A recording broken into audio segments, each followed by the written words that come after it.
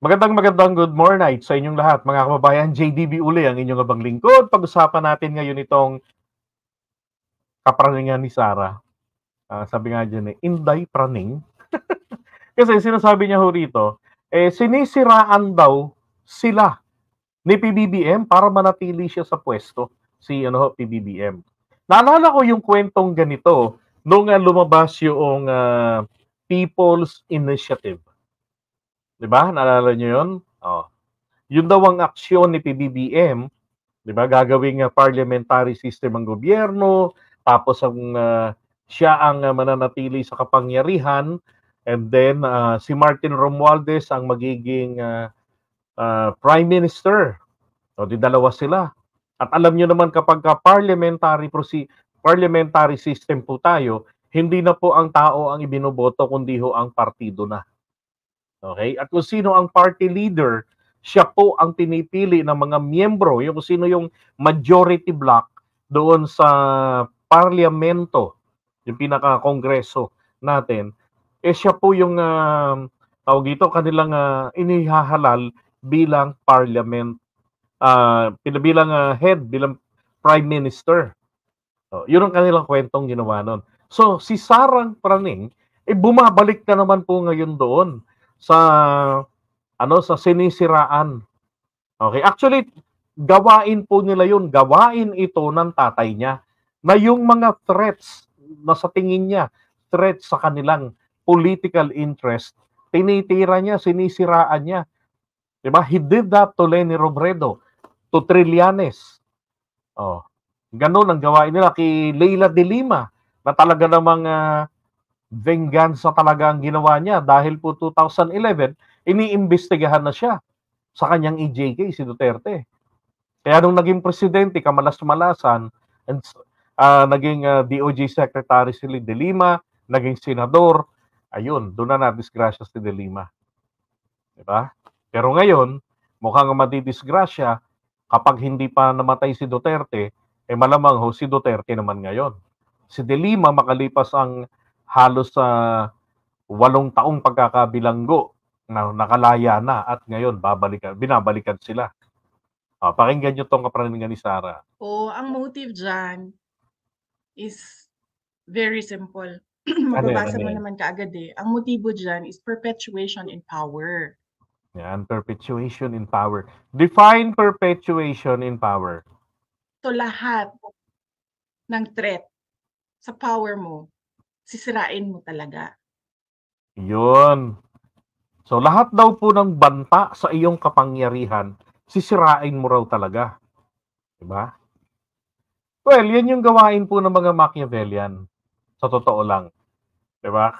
To stay in power, to keep your position, diba? Kailangan para makuha mo yung mga gusto mong gawin, kahit na sa malupit na paraan, gagawin mo ito. Yan. Naalala ko lang, sino ba naman kasi talaga ang kilalang gumagawa ng ganyan? Walang iba naman kundi yung tatay niya. Nung malaman si Sara nag-file ng COC for Vice President nung 2001, di ba November, nagwala ito. Nag-interview kay Banatbay, scripted para siraan ito si PBBM. Nag-insinuate na nagdo-drugs. Pagkatapos ngayon, November din, parang ilang araw lang lumipas, sabi niya, at this time I will not be very clear. Mayroong kandidato na nagko-cocaine. Di ba? Ganon ang banat ni Duterte noon.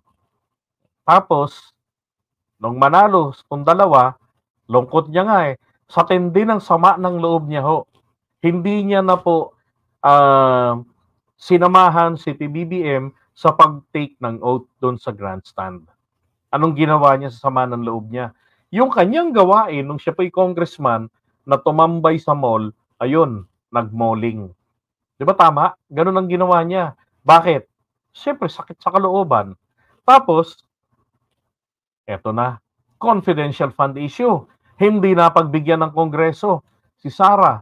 Kasi nga naman nilustay yung 125 million pesos na confidential funds. Inubos ng 11 days. Tapos lahat ng kanyang ginagawa, ginagastusan niya ng gano'n kahit ng confidential funds. Tama ba yun? Lalo na't isang malaki itong katangahan na ikaw ay abogada, graduate ka ng law eh. Oh. Diba? Tapos hindi mo man lamang, you don't even care to comply with the guidelines. Tapos nung nagpaliwanag siya about it, anong sabi niya? Tinitira niya si Franz Castro doon. Ito naman si Franz Castro. Sige, nangiyaw-yaw. Diba? Parang lahat naman kang ginagawa namin ginagamitan namin yan ng confidential fund. O, doon siya lalong sumabit. Kinonfirm niya yung una niyang mga failures, which is with all honesty naman, nakakatawa. Sinabi niya na ginamit niya sa yung yung pangkabuhayan, parang munting puhunan ng SME, ganyan. Tapos tree planting, yung million trees, na yung mga seedlings pwede namang hingiin sa Bureau of Plants and Industry sa BPI. Tapos gaya ng ginawa namin, when I was a mountaineer ng college, hiningi lang namin yung mga seedlings na itinanim namin sa Louisiana, Laguna. Doon sa may falls. Tapos yung libreng sakay, ginamitan din nila. Mga bagay ho na mga walang kinalaman sa seguridad, sa kaayusan natin. Tama ba yun? Diba? Tama yung mga ginawa ninyo, maganda yun. Pero ang tanong, tama ba na gastusin ninyo ng mali ang pera ng bayan? Yun sa maling pamamaraan. Diba? Yan ho yung problema kasi. Ang mga politikong trapo, ganyan ho magtrabaho. Ganyan ang trabaho nila. Puro ho laging we need to please them. Diba? Puro in aid of election. Ganon.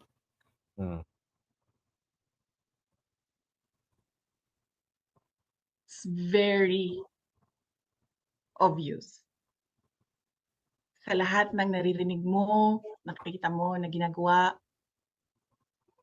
ang motibo dyan is ayaw ko na bumaba sa akin na ito forever. Kaya sirain ko kayo lahat.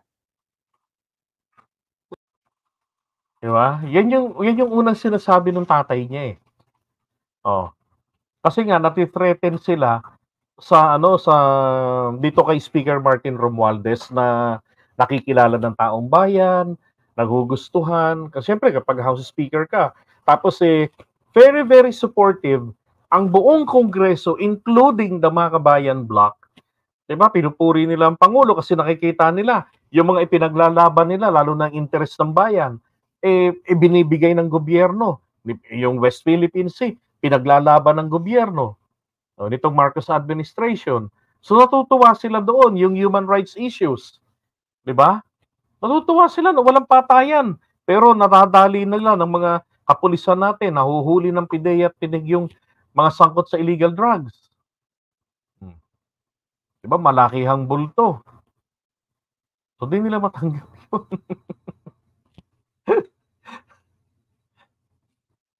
Ngayon, ang ginagawa naman nila, yung sinisiraan itong si Martin Romualdez. Diba?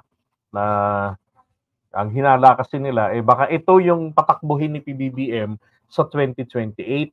Kaya, pinalalakas, pinapakilala.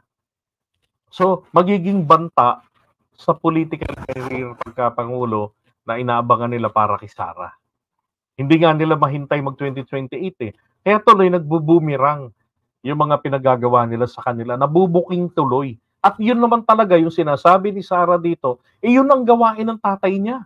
Imagine sa lahat ng ginawa ng mga Duterte kay PBBM, sa lahat ng ginawa ng mga Dilawan sa pamilya Marcos, wala po silang dinali, wala silang dinimanda kahit isa sa mga yan. Si Digong biniro lang nung panahon niya, nung siya'y bagong Pangulo. Di ba? Anong nangyari? Ipinakulong niya yung baklang teacher. Tapos yung iba pang mga nagbiru-biro, yung iba pang mga kumalaban sa kanya, kulungan ang inabot. Di ba?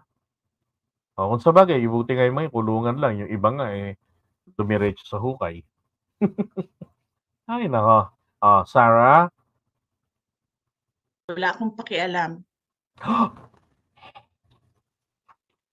Kung totoo man o hindi ang paninira ko sa inyo.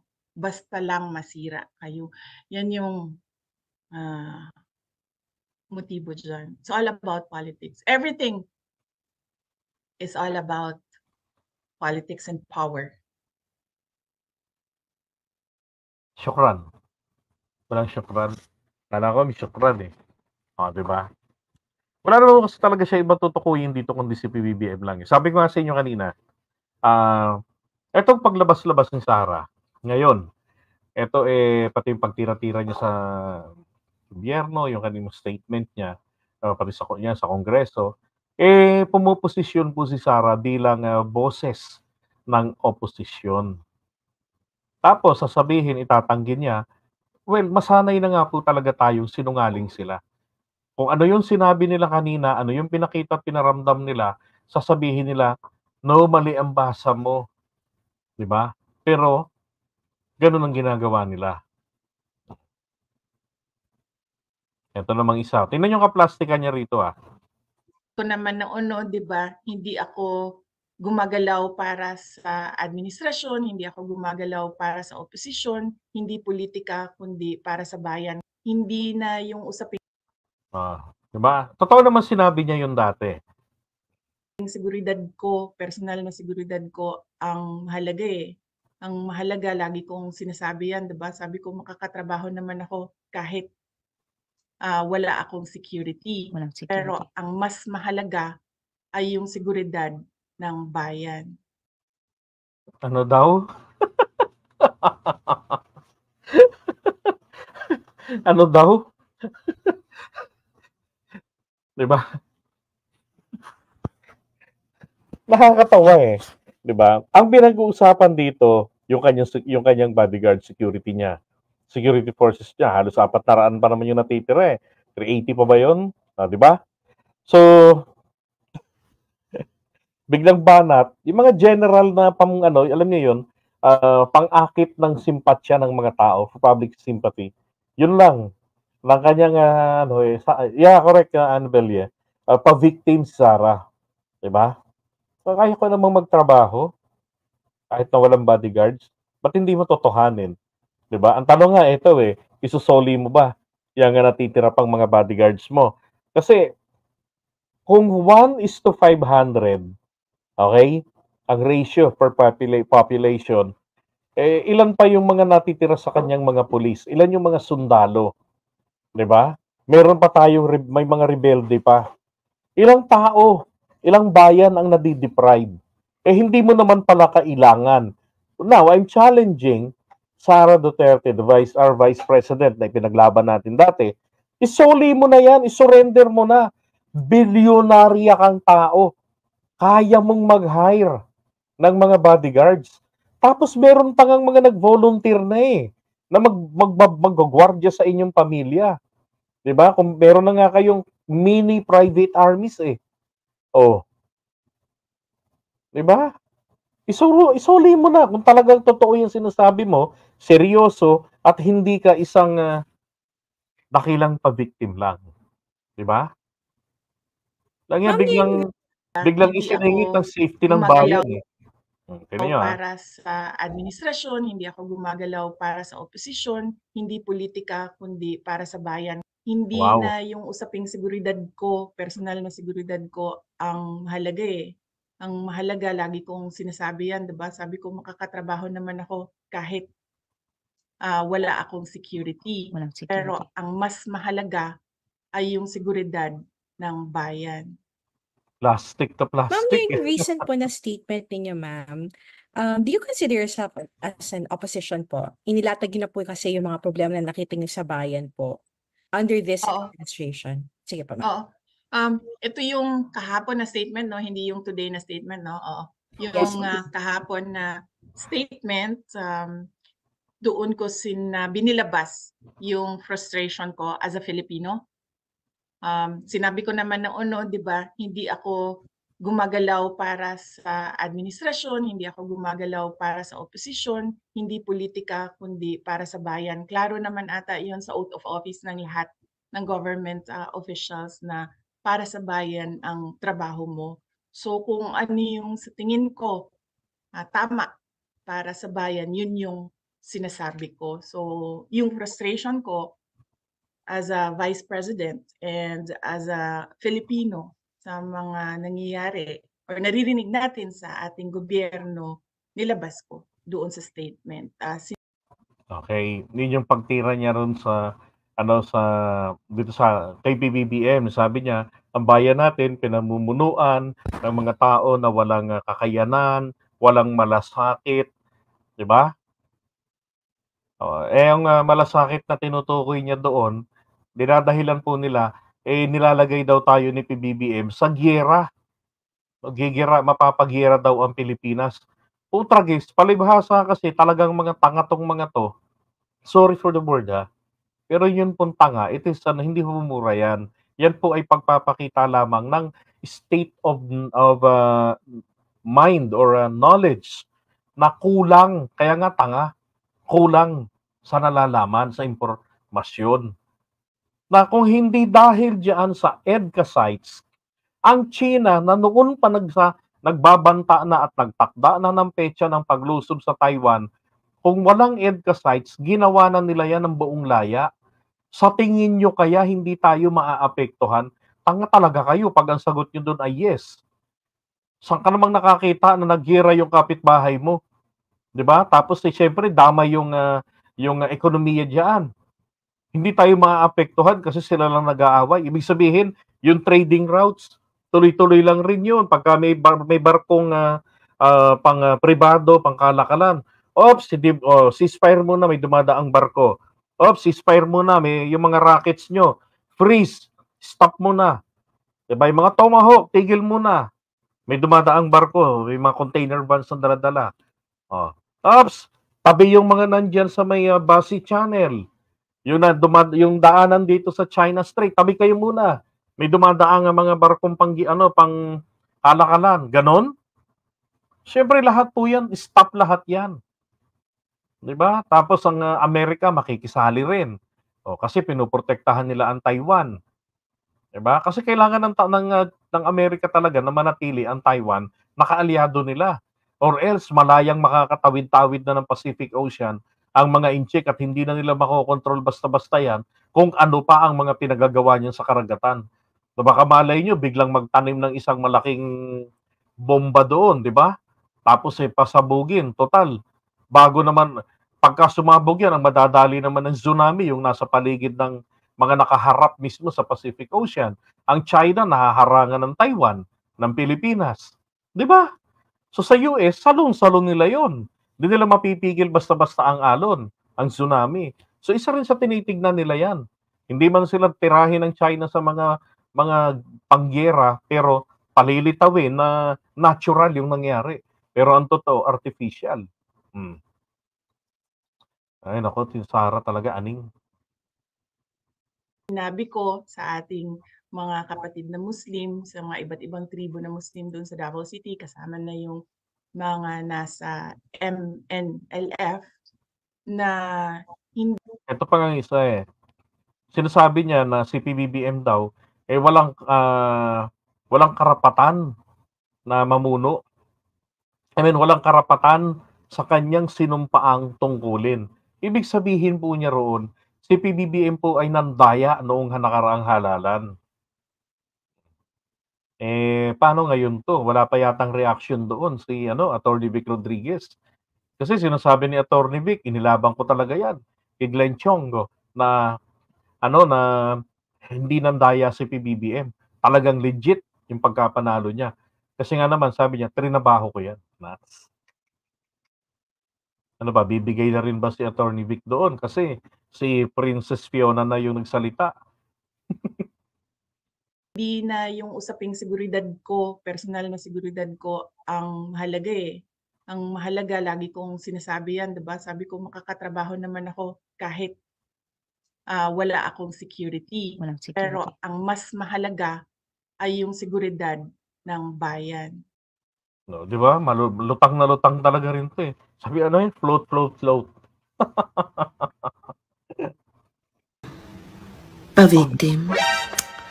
Okay lang yan. Focus ka lang. Yung ikaw na ngayon gumawa ng masama sa kapwa mo, ikaw pa yung galit? Talent yan. Kaya focus ka lang. Kapalan mo pa mukha mo, shoot ka. Mga 5 layers. Para intense. Pag pinost ka sa mga bagay na ginawa mo na di maganda sa kapwa mo, mag-post ka rin. Hindi nga post lang eh, di ba? Picture ng picture. Ano eh, pa-interview ng pa-interview eh. Huwag kang makapatalo. Kunwari, inapi ka rin. Ano naman? Pa-victim ka, remember? O ano naman, di ba? Kunwari ikaw yung may malasakit, di ba? Tapos eh, tumakas ka, punta ka ng Germany para maglamierda. Dapat malinis ka. Yung hiyang-hiya sila sa'yo. Dahil grabe ang iyong kalinisan. Kumikinang. Magpaawa ka sa social media. Samahan mo pa ng, wala naman akong ginagawang masama. Diyos na ang bahala sa inyo. Para ka paniwala. Galingan mo ang acting skills mo. Dapat, parang ikaw yung aping-api. Pang-famous award, gano'n. Malay mo, baka ma-discover ka. Kunin kang artista. Congrats! Number 1 na tagahanga mo nun si Satanas. Hinihintay na nga rin hinihintay na nga rin si Duterte. Sabi niya sa mga supporters niya eh. Kita-kita daw sila dun sa impyerno. Kaya lang, ang tagal niyang pumunta eh. Papalakpakan ka ng iba't ibang klase ng demonyo. Kaya focus ka lang. Galingan mo pa, nyeta ka. Mag-video ka, mag-TikTok ka about kay Lord. Para kunwari kampi kayo. Oo, diba? Mag-chat ka sa mga friends mo sa Facebook. Magkwento ka kahit di nila tinatanong. Ikwento mong ginawawa ka. Na wala kang ginagawang masama. Oo nga, ikwento mo, sinisiraan ka ni Bongbong Marcos. Diba? Na ikaw ay threat sa kanyang posisyon, sa kanyang kapangyarihan. Ikwento mo na, hindi, kinikwento niya na pala eh. Siyempre, kwento mo yan. Kaya dapat ikaw yung victim. Magpabarangay ka. O kaya naman magpa-interview with the attorney. Dapat wala kang mali. Huwag kang pumayag na questioning ka. Itanggi mo yung mga kasalanan mo. Dapat malinis kang tukmol ka. Para talented yarn. Pa-victim na nga. Sinungaling pa. 2-in-1. Panalo ang kakapalan ng mukha mo. Kaya focus ka na. Hidden talent mo yan. Kaya galingan mo pa. Baka.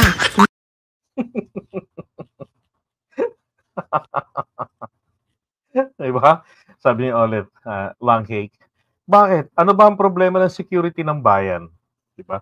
We deserve a better vice president and definitely not a Duterte. Di ho ba? Wala, paraning lang si Inday. Yan ho eh, si Lakwachera. Okay, alam ko DJ yan eh, si Lakwachera. Ay, naka mga kababayan, ba't tayo nagkaroon ng ganyang klase